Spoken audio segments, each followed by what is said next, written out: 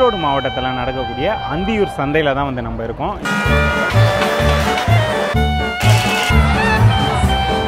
வணக்கம் நண்பர்களே, இது உங்கள் வில்லேஜ் டேட்டாபேஸ். நம்ம இப்போ எங்கே இருக்கோம் அப்படின்னு பார்த்தீங்கன்னா ஈரோடு மாவட்டத்தில் நடக்கக்கூடிய அந்தியூர் சந்தையில் தான் வந்து நம்ம இருக்கோம். இந்த சந்தை பார்த்திங்கன்னா ரொம்பவே ஸ்பெஷல். ஏன்னா வருஷத்துக்கு ஒரு முறை, அதுவும் ஆடி மாதத்தில் நடக்கக்கூடிய ஒரு சந்தை.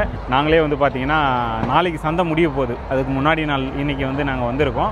ஸோ சந்தையை வந்து பார்த்திங்கன்னா என்னால் முழுசாக சுற்றி காமிக்க முடியுமான்னு தெரியல. ஏன்னா நிறைய இடங்கள் வந்து இங்கே இருக்குது. எல்லாத்தையும் போய் நம்ம இன்றைக்கே வந்து சுற்றி பார்த்துட முடியாது. ஒரு நாள் நம்ம இங்கே இருந்தாலுமே எல்லாத்தையும் சுற்றி பார்க்குறதுக்கு ரொம்ப கஷ்டம்தான். ஸோ எங்களால் முடிஞ்ச வரையிலும் இந்த சந்தையை வந்து உங்களுக்கு சுற்றி காமிக்கிறேங்க. வாங்க அப்படியே நம்ம போயிடலாம். நம்ம இப்போ போயிட்டுருக்கிறது வந்து பார்த்திங்கன்னா ஈரோடு மாவட்டத்தில் இருக்கக்கூடிய அந்தியூர் சந்தைக்கு தான் நம்ம போயிட்டுருக்கோம். அதாவது இந்த சந்தையை பொறுத்தவரையிலையும் புதுப்பாளையத்தில் இருக்கக்கூடிய அருள்மிகு குருநாத சுவாமி தேர் திருவிழா ஒட்டி தான் வந்து பார்த்திங்கன்னா தொடர்ந்து 5 நாள் வந்து இந்த சந்தை நடக்கும். இங்கே சந்தை மட்டும் கிடையாது, கூடவே கண்காட்சியும் வந்து நடக்கும். ஒவ்வொரு வருஷமும் ரொம்பவே பிரம்மாண்டமாக ஒரு 5 நாள் தொடர்ந்து இந்த சந்தை வந்து ஆடி மாதம் நடக்கும். இது வந்து கார் பார்க்கிங் வந்து பார்த்திங்கன்னா அங்கங்கே வந்து நடக்கும். அந்த இடத்துல நம்ம காரை விட்டுட்டு அப்படியே வந்து வாக்கபிள் டிஸ்டன்ஸ் தான், அப்படியே நடந்தே போயிடலாம்.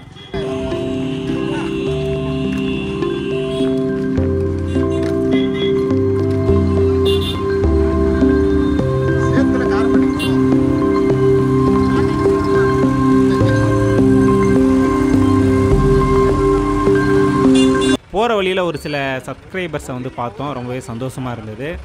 இந்த அந்தியூர் தேர் திருவிழா வந்து அந்தியூர் பக்கத்தால் புதுப்பாளையங்கிற இடத்துல இந்த தேர் திருவிழா நடக்குது. இது வந்து திப்பு சுல்தான் காலத்துலேருந்து இந்த திருவிழா நடந்துக்கிட்டு இருக்குது. மாட்டு சந்தை, குதிரை சந்தையெல்லாம் நடந்துக்கிட்டு இருக்குது. இது வந்து வருஷம் ஆடி மாதம் 3வது வாரம் அல்லது 4வது வாரம் நடக்கும். இதில் வந்து மாடுக்கு வந்து அந்த காலத்துலேருந்து மாடுகள் தான் அதிகமாக விற்பனைக்கு வந்தது. குதிரை கொஞ்சம் கம்மியாக வந்தது. இப்போ வர வர மாட்டு இனங்கள்லாம் கொஞ்சம் கம்மியாகிட்டு இப்போ குதிரையை வளர்த்துறவங்க ஆர்வம் அதிகமாகிட்டு இருக்குது. இந்த வகையில் நாங்கள் மாடுகள் தான் கொண்டு வந்துருக்கிறோம். எப்பவும் பரம்பரையாக நாங்கள் மாடு வச்சுக்கிட்டு இருக்கிறது தான். அந்த வகையில் நான் இப்போ வந்து மாடு வந்து ஓங்கோல் மாடு கொண்டு வந்துருக்கிறோம். ஓங்கோலும் காங்கையும் காளைக இதெல்லாம் கொண்டு வந்துருக்கிறது. இந்த மெய்யழகன் படத்தில் வந்த அந்த காளமாடு இது தான். ஸோ அந்த படத்தில் நீங்கள் கவனிச்சிருந்தீங்கன்னா தெரியும், அந்த கருப்பு கலரில் நிற்குது இல்லையா கடைசியாக, அதுதான் அது. இப்போ நம்ம பார்க்க போகிறோம் இல்லையா, இது வந்து பார்த்திங்கன்னா குதிரை ரேஸ் நடந்துகிட்ருக்கு. அதை சுற்றி தான் வந்து பார்த்திங்கன்னா இந்த குதிரை கண்காட்சி வந்து வச்சுருக்காங்க. நிறைய குதிரைகள் வந்து இருக்குது. இந்த இடத்துல ரேஸ் வந்து நடந்துகிட்ருக்கு, அதையும் பார்க்கலாம் வாங்க.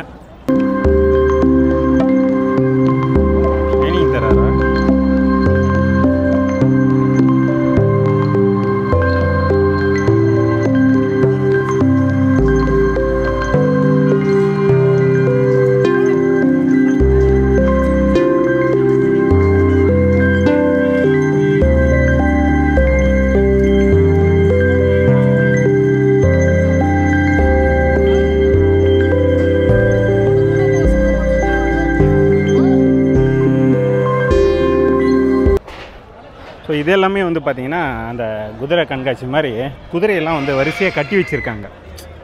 நீங்கள் பார்த்தீங்கன்னா தெரியும்.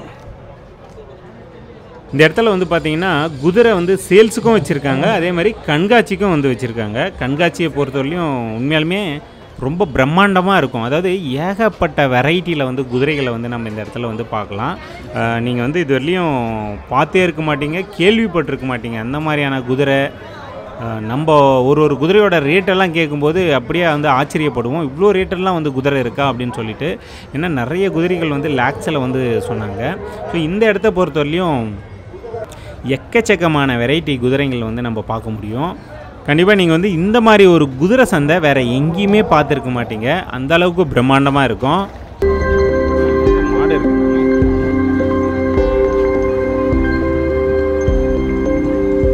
எல்லாமே குதிரை தான் பாருங்க, ஃபுல்லாகவே குதிரை தான் இருக்குது.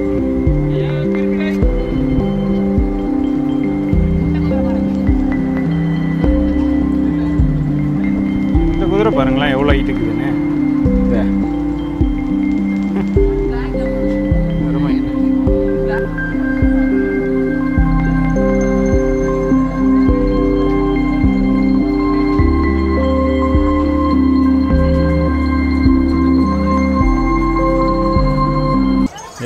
குதிரைக்கு வந்து பார்த்திங்கன்னா சூப்பராக அலங்காரம்லாம் பண்ணிவிட்டு அந்த இடத்துல வந்து நிறுத்தி வச்சுருந்தாங்க. என்னன்னு கேட்டால் இது வந்து டான்ஸிங் குதிரை அப்படின்ற மாதிரி வந்து சொன்னாங்க. உண்மையிலுமே டான்ஸ் ஆடிட்டு இருந்தது. அது பாட்டுன்னு எகிரி எகிரி குதிச்சு டான்ஸ் ஆடிட்டு இருந்தது. நீங்களே பாருங்கள் எப்படி ஆடுதுன்னு சொல்லிட்டு.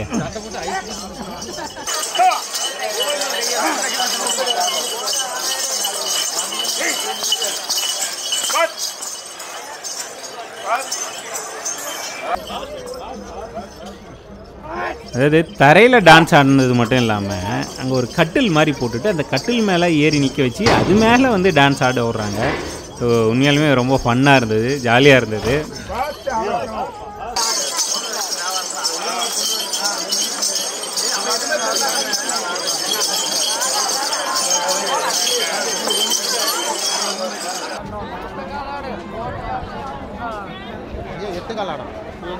எட்டுக்காலா பொசுக்கு நீர் இந்த குள்ளமாக்குற ஆடு இது பொசுக்கு 8 கால் ஆடுன்ட்டாரு.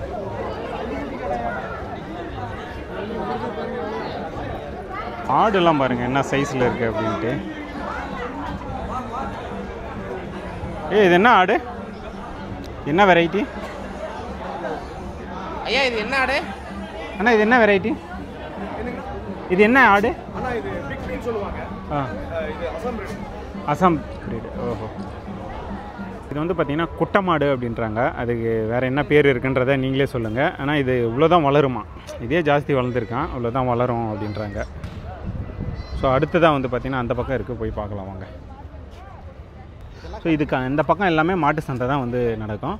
இங்கே பாருங்கள், இங்கேயே வந்து இது ஸ்டார்டிங்லேயே வந்து பாருங்கள் ஒரு சில மாடு எல்லாமே வந்து எப்படி இருக்குன்னு பாருங்கள்.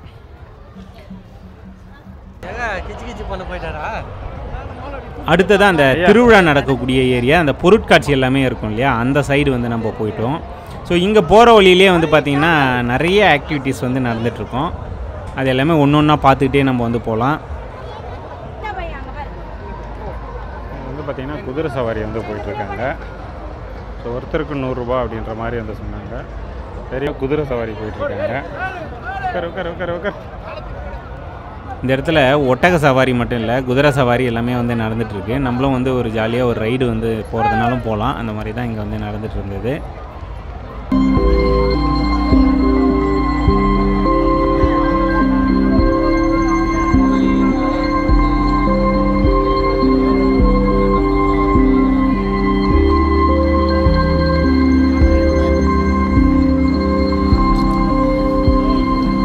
இங்கே பார்த்தீங்களா, தாய் குதிரை வாங்கினால் குட்டி இலவசமாக, குட்டி குதிரை வாங்கினால் தாய் இலவசமாக.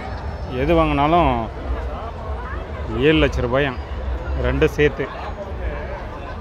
என்ன ஒரு வித்தியாசமான போர்டு பார்த்தீங்களா.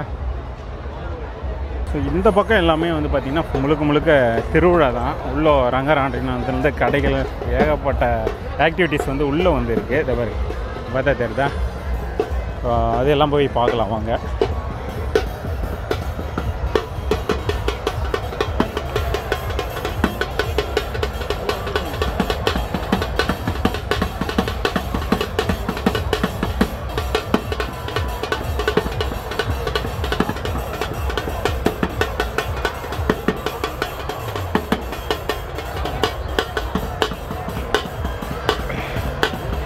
பாப்பா பார்த்தீங்களா எப்படி ஆடிட்டு இருக்குன்னு.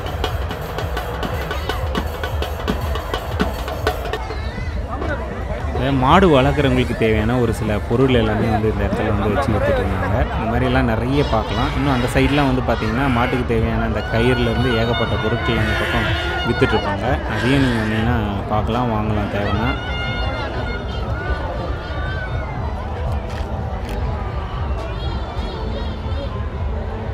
இந்த பலூன் சுடுறது, அப்படியே வந்து பார்த்திங்கன்னா இந்த வளையம் வந்து தூக்கி போடுறது, அந்த வளையத்தை வந்து போட்டு விளையாடலாம் ஜாலியாக. 7 ரிங்கு 50 ரூபாயா.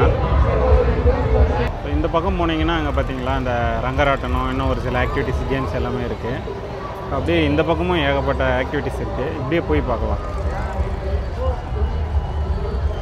இந்த திருவிழாலாம் வந்தோம் அப்படின்னா கண்டிப்பாக இந்த மிளகா பஜ்ஜி, காலிஃப்ளவர் பக்கோடா, அப்புறம் இந்த டெல்லி அப்பளம்னு சொல்லிட்டு ஒரு சில இதெல்லாம் விற்பாங்க. அது எல்லாமே வந்து பார்த்தீங்கன்னா தெரியும். வந்து பார்த்திங்கன்னா அந்த மரண கிணறுன்னு சொல்லுவாங்க இல்லையா, உள்ளே வந்து பைக்கு காரு அதெல்லாம் ஓட்டுவாங்கள்ல, ஒரு கிணறு மாதிரி இருக்குமே, அதுதான் இது அந்த மரண கிணறு. அது போய் பார்க்கலாம். அந்த பக்கம் பாருங்கள் ரங்கராட்டினம் எப்படி போயிட்டுருக்குன்ட்டு.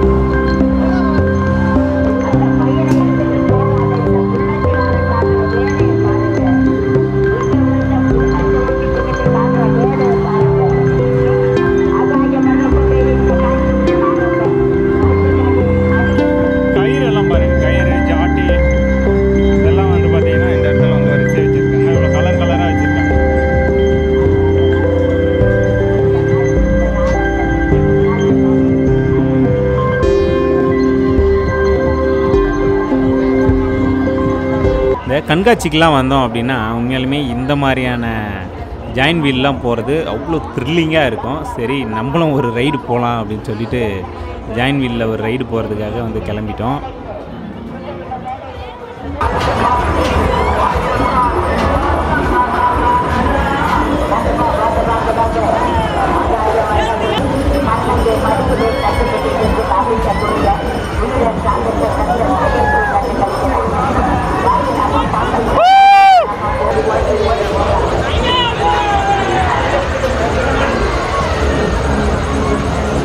இந்த ஜாயின்ட் வீலில் நம்ம சுற்றும்போது ஒரு சூப்பரான அனுபவம் என்னென்னா, ஸோ மேலே போயிட்டு வரோம் இல்லையா, மேலே போகும்போது தான் தெரியுது இந்த திருவிழா எந்த அளவுக்கு பிரம்மாண்டமாக நடக்குது இந்த சந்தை வந்து அப்படின்றது நம்மளுக்கு தெரியும். ஸோ கிட்டத்தட்ட 25 ஏக்கரில் வந்து இது நடக்கும் அப்படின்ற மாதிரி வந்து சொன்னாங்க. ஆனால் ரொம்ப பெருசு தான். இந்த மாதிரி ஜாயின்ட் வீலே வந்து 10 வீலுக்கு மேலே வந்து அங்கங்கே போட்டு வச்சுருந்தாங்க. அதை நம்ம மேலே போகும்போது தான் எக்ஸ்பீரியன்ஸ் பண்ணி பார்த்தோம்.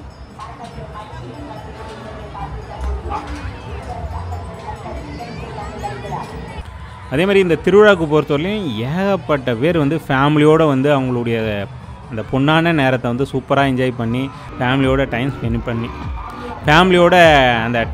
பண்ணிகிட்டு இருந்தாங்க. அடுத்ததாக வந்து பார்த்திங்கன்னா இந்த கப்பல் மாதிரி இருக்கும் இல்லையா, அதில் உட்காந்துக்கிட்டு நம்ம சுற்றோம் இல்லையா, இதில் போகலாம் அப்படின்னு சொல்லிட்டு போனோம். ஏண்டா போகணுமோன்னு ஆயிடுச்சு. அந்தளவுக்கு வந்து த்ரில்லிங்காக இருந்தது. ஸோ சென்டரில் உட்காந்துருந்தா கூட அது தெரிஞ்சிருக்காது. ஆனால் நம்ம மேலே உச்சியில் வந்து பார்த்திங்கன்னா ஒரு 3வது படியில் போய் உட்காந்துட்டோம்.